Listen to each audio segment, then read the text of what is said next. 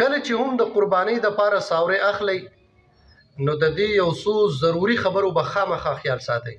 دا ډېرې ضروري مسلې دي، په خپله باندې هم واورئ او د نور ملګرو سره هم شیر کوئ، هسې نه چې قرباني هم خرابه نه شي.